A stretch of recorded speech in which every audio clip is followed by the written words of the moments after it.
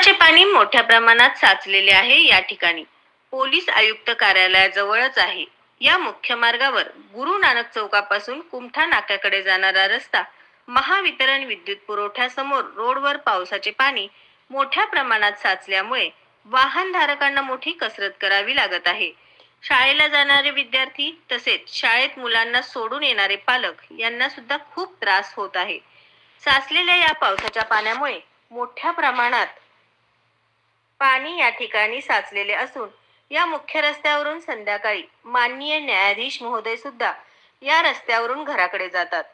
गुरु नानक चौक ते कुमठा नाकाकडे जाणारा रस्ता मुख्य रस्त्यावर मोठ्या प्रमाणात पाणी साचल्याने या पाण्यामध्ये अनेकांचे तोल जाऊन या पाण्यामध्ये पडलेले सुद्धा आहेत. यामध्ये अनेक नागरिक गंभीर जखमी सुद्धा झालेले आहेत. या गुरु नानक चौकात अनेक अपघात झालेले आहेत. या चौकात अपघातामध्ये मृत्यू सुद्धा झालेले आहेत. या ठिकाणी गतिरोधक सुद्धा चुकीचे बांधल्यामुळे एका महिलेचा मृत्यू सुद्धा झालेला होता. अशा अनेक चुका महानगरपालिका यांच्याकडून झालेल्या आहेत. तरी सुद्धा महानगरपालिका यांच्याकडून फक्त टॅक्स वसुली करणे आणि भाजी विक्रेते यांना त्रास देणे, चारचाकी फेरीवाले, केळी विकणारे, फळ विकणारे आणि भाजी विकणारे, कांदा लसूण विकणारे यांना त्रास देणे, भाजी विक्री करणारे यांचे माल घेऊन जाणे, तसेच त्यांचे वजन काटा घेऊन जाणे, त्यांना विनाकारण असे अनेक उदाहरणे आहेत. गरिबांना त्रास देणे, ड्रेनेज लाईन भरलेली असताना तिकडे दुर्लक्ष करणे, नागरिकांच्या घरासमोर मोठ्या प्रमाणात पाणी साचलेल्या तक्रारी दिल्या तरी सुद्धा महानगरपालिका यांच्याकडून कुठलेही तात्काळ नागरिकांचे प्रश्न सोडवले जात नाहीत. महानगरपालिका यांच्याकडे अनेक वेळा तक्रार देऊन सुद्धा काम होत नाही. जनता दरबारमध्ये अनेक वेळा तक्रार देऊन सुद्धा काम होत नाही. अशा अनेक गंभीर तक्रारी आहेत. महानगरपालिका नागरिकांचे प्रश्न सोडू शकत नाही, लक्ष सुद्धा देऊ शकत नाही, फक्त पैसे गोळा करण्यामध्ये हुशार आहे. महानगरपालिका यांच्याकडे नागरिक तक्रार दिलेली वर्षानुवर्ष पडून आहेत. त्यांच्याकडे आमची तक्रार दिलेली याचे पुरावे मी देऊ शकतो. महानगरपालिका आयुक्तांना एक विनंती, काम करायचे असेल तर टॅक्सचे पैसे घ्यायचे, सर्व प्रश्न सोडवायचे असेल तर तुमचे आदेश लोकांना सांगायचे. विनाकारण तुमचे आदेश पाळायला सांगून नागरिकांची तक्रार, वर्षानुवर्ष धुळखात पडलेले अर्ज एकदा वाचून त्यांची तक्रार सोडवावी ही नम्र विनंती. नागरिकांचे प्रश्न सोडवून नंतर टॅक्स वसुली करणे, विनाकारण नागरिकांना त्रास होत आहे याचे पुरावे मी देऊ शकतो. सत्यविजय न्यूज, मल्लय्या स्वामी. नमस्कार, मी मल्लय्या स्वामी.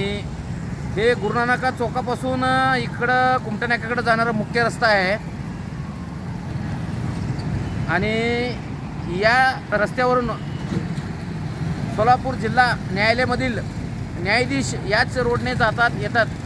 अशा मुख्य रोडवर अशा प्रकारे पाणी थांबल्यामुळे अनेक वाहन जाताना त्रास होते आणि लोकांना शाळा सुटल्यावर लेकरांना घेऊन जाताना सुद्धा या ठिकाणी त्रास होते.